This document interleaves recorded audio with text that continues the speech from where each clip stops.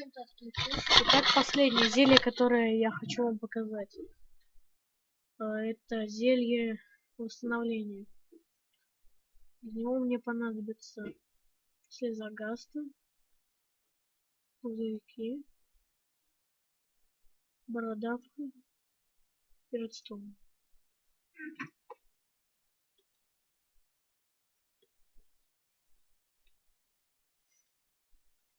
Ждем, пока сварится.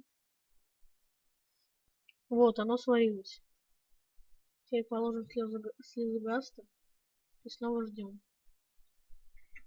Мы закончили. Теперь надо просто положить редстоун.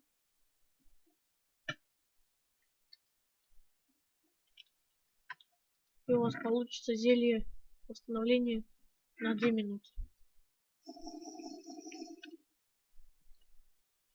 Всем удачи. Всем пока.